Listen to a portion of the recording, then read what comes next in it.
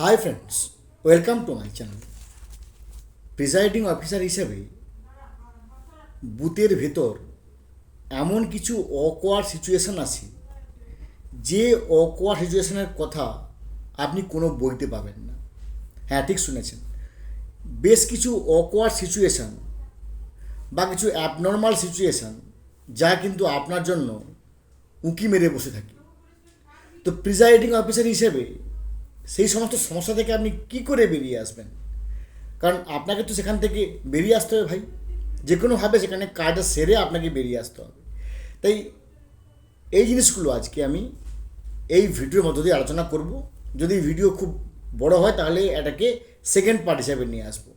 আসুন শুরু করা যাক।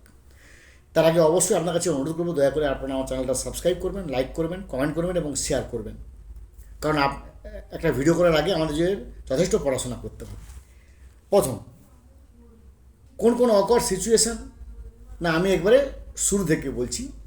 পলিং এজেন্টদের 5:30টার মধ্যে এসে গেল বা আরও হয়তো কিছুক্ষণ পরে এলো।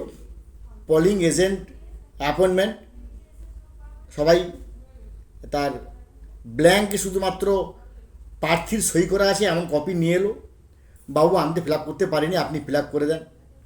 এটাকে আপনি সেই মুহূর্তে ফিল আপ করবেন না, সারাদিন অনেক পড়ে আছে, সারাদিন সেটাকে আপনি ফিল আপ করবেন। এসব নানা রকম কাজ করতে করতে করতে করতে এবার মকপোল শুরু হবে। মকপোল কিন্তু অত্যন্ত গুরুত্বপূর্ণ সময়। কেন না, মকপোলের সময় আমি যেটা বারবার বলি, first polling, second polling, third polling, সবাইকে আপনি খাতা কলম হাতে নিয়ে অ্যাক্টিভ থাকবেন। কারণ ওই সময় কি হয়, ধরুন ABCDE 5টা পার্টি, এ হয়তো 5টা ভোট দিয়েছে, আপনার ফার্স্ট পলিং হয়তো 4টে ভোট লিখেছে। এটা আউট অফ ইগনোরেন্স বা আউট অফ নেগলিজেন্স। তাহলে কিন্তু মক পোলে যখন কাউন্টিংয়ের সময় যখন রেজাল্ট হবে CRC, সেই রেজাল্টের সময় কিন্তু যখন একটা যদি কম হয় তখন কিন্তু আপনাকে তারা ছেড়ে দেবে না যে আবার মক পোল করুন। তাই মক পোলে এই যে বিশৃঙ্খলা কেন হচ্ছে না, আপনি ওই সময় অ্যাক্টিভ ছিলেন না। মনে রাখতে হবে, আপনি হচ্ছেন সেনাপতি, সবাইকে আপনাকে দিয়ে কাজ করাতে হবে। দেখুন, নিজে কাজ করা অনেক সহজ, কিন্তু কাজ করানো অনেক কঠিন। তাই আপনাকে সেনাপতি হিসেবে কাজ করে নিতে হবে। ফার্স্ট, সেকেন্ড, থার্ড পলিং অফিসারকে একবারে মানে বুলডগ, যাকে আমরা ইংরেজিতে বলি বুলডগ সেন্টিনেল, সেই বুলডগ টেনাসিটির মতো বুলডগ সেন্টিনেল হিসেবে আপনাকে ফার্স্ট সেখানে বলতে হবে যে কে কটা দিচ্ছে, একবারে নিখুঁতভাবে লিখে রাখুন। এবং সেই সময় আপনি শুধু এটাকে সুপারভাইজ করবেন, তাহলে দেখুন সমস্যা হবে না। প্রথম বিশৃঙ্খলা এড়িয়ে গেলেন। 7টা, এবার দ্বিতীয় বিশৃঙ্খলা। 7টা বেজে গেছে। 7টা বেজে যাওয়ার পরে তার যে ভোটিং মেশিন সিল করতে হবে, কিন্তু তাড়াহুড়ো করতে গিয়ে আপনি সিল করতে পারছেন না, বা আপনি গ্রিন পেপার সিল দেওয়ার পর আপনার মনে হলো, আরে আমি তো স্পেশাল ট্যাগ লাগাইনি। আবার স্পেশাল ট্যাগ লাগানোর সময় আপনি হয়তো ক্লোজ বাটনে চাপ দিয়ে দিয়েছেন সিউটাকে বন্ধ না করে। তাই আপনি আবার শুরু করলেন, পেপার সিল ছিঁড়লেন, ছিঁড়ে আবার নতুন করে পেপার সিল, আবার সই উমুক তুমুক করতে আপনার 7টা বেজে গেল। আপনি ভোট শুরু করতে পারছেন না, আপনার গা দিয়ে পুরো কালো ঘাম ছুটে যাচ্ছে। ওই সময় কারণটা কি না, তার আগে রাতে আপনি প্রচুর টেনশান ফিল করেছেন। বাবা, আমি প্রিসাইডিং অফিসার, যদি এটা করতে না পারি, যদি ওটা করতে না পারি, আমার কী হবে? আপনি প্রচুর টেনশান ফিল করেছেন। মনে রাখতে হবে, যারা আমরা প্রিসাইডিং অফিসার, তারা আমরা চাকরি পেয়েছি একটা অনেক কঠিন পরীক্ষা দিয়ে। তাহলে এটা তো সামান্য ব্যাপার, তাই এটাকে খুব বেশি গুরুত্ব দেবেন না। যত টেনশন ফিল করবেন তত কিন্তু আপনার টেনশনের পারদ চড়তে আরম্ভ করবে। তাহলে আপনি কী করবেন? 7টা বেজে গেছে, ভোট শুরু করতে পারছেন না। আপনি যে কোনো একজন ভোটারকে, যিনি প্রথম আছেন, তাকে প্রথম আপনার বুথের ভেতর এন্ট্রি করে নেন। কারণ ওয়েব ক্যামেরা আছে, যখন ওয়েব ক্যামেরা দেখবে যে একজনও ভোটার 7টার মধ্যে ঢুকছে না, তখন সে কিন্তু ব্যাড রিমার্ক করতে পারে। তাই একটা ভোটারকে 7টার মধ্যে এন্ট্রি করে নেন। এবং মেসেজ যে আছে পোল স্টার্টেড, সেই মেসেজের 7টার কিছু পরে 7:01, 7:02 দিকে আপনি মেসেজ করে দেন, ব্যাস। তারপর 7:10-15 দিকে শুরু করলেও কোনো ব্যাপার নেই। তাহলে এইভাবে আপনি বিশৃঙ্খলাটা এড়িয়ে যাবেন। 3 নম্বর হচ্ছে, এবার ভোট চলছে, কোনো একটা ব্লাইন্ড ভোটার বা ইনফার্ম ভোটারের সঙ্গে তার মামা, চাচা, ফুফু, হেন তেন কেউ একজন এসেছে, ভাইপো, ভাইজি এসে বলছে সেই ভাইজি এসে ভোটটা দিয়ে দিয়েছে, তখন আপনি কোনো কারণে এটাকে এতটা গুরুত্ব দেননি। ভোট দেওয়ার পরে যে কোনো একটা পোলিং এজেন্ট তীব্র প্রতিবাদ করলো, কেন ওর হয়ে তার ভাইজি বা ভাইপো বা মামা বা চাচা ভোট দেবেন, উনি তো দেখতে পান, উনি তো অসমর্থ নয়, এটসেট্রা এটসেট্রা এটসেট্রা। এই বিশৃঙ্খলা আপনাকে কিন্তু কন্ট্রোল করতে হবে। মনে তবে আমি বারবার বলছি, আপনি সেনাপতি, আপনাকে কুল ব্রেনে ধরুন পোলিং এজেন্টের নাম, একজনের নাম রাম, একজনের নাম শ্যাম, একজনের নাম যদু। কি বলবেন? রামদা বা শ্যামদা বা যদুদা?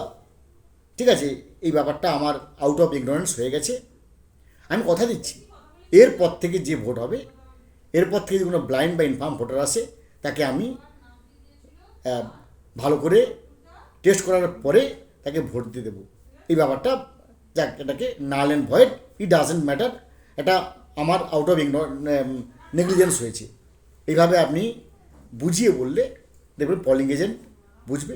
কিন্তু আপনি যদি উত্তেজিত হয়ে এস করছে, কী যে আমি তো অন্য ছিলাম, এত কাজ করতে হচ্ছে আমাকে, আমার বিশাল চাপ আছে, না, হট টেম্পার যতই আপনার কষ্ট হোক, হট টেম্পার নয়, রামদা, শ্যামদা, মধুদা, যাক এটা কোনো কারণে হয়ে গেছে, এটা আমি তখন অনমনস্ক ছিলাম, যাক আমি কথা দিচ্ছি আর হবে না।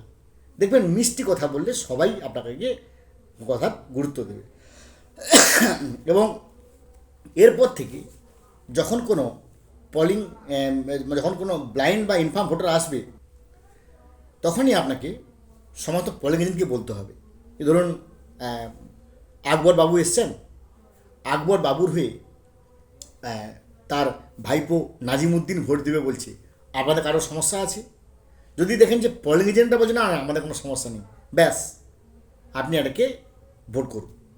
সে দিনের শেষে একটা দুটো ব্লাইন্ড ইনফার্মের একটা ফর্ম ফিল আপ করে দিলেন, এক দুজনের নাম রেখে দিলেন, বা আপনি নীল করতে পারেন, কিন্তু এইভাবে এটাকে ম্যানেজ করবেন, তাহলে দেখবেন সমস্যা থেকে এড়িয়ে যাবেন।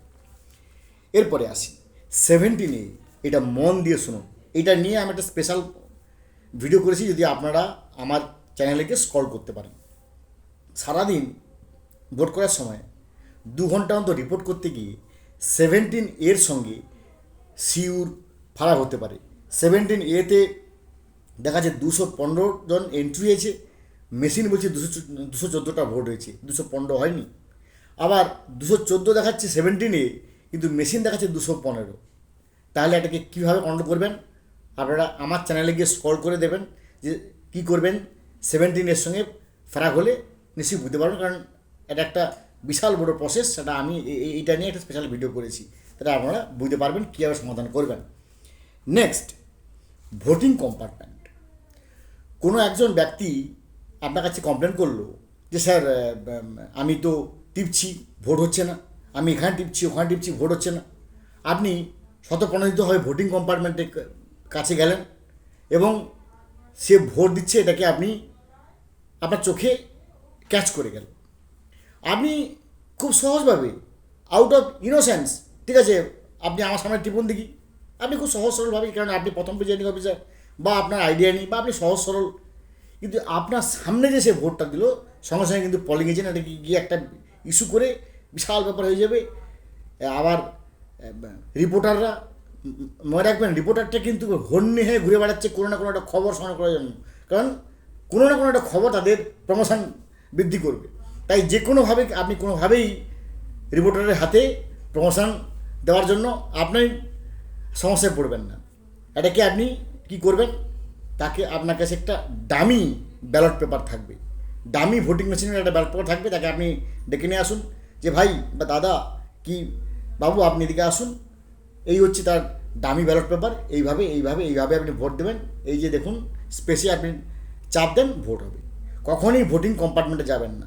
যদি জোরালো কোনো প্রতিবাদ হয় যে কোনো সেলোট্যাপ মারা আছে, কোনো হেন করা আছে, উন্মুক্ত করা আছে, তাহলে সমস্ত পোলিং এজেন্টকে ডাকুন, সমস্ত পোলিং এজেন্ট যে রামবাবু, শ্যামবাবু, মধুবাবু কি রামদা, শ্যামদা, মধুদা, কিংবা মঞ্জুদি, ডলিদি, শ্যামলিদি, আপনারা আসুন তো ইনি কি বলছেন, সবাইকে নিয়ে একসঙ্গে প্রবেশ করবেন, তাহলে কিন্তু আপনার দোষ হবে না।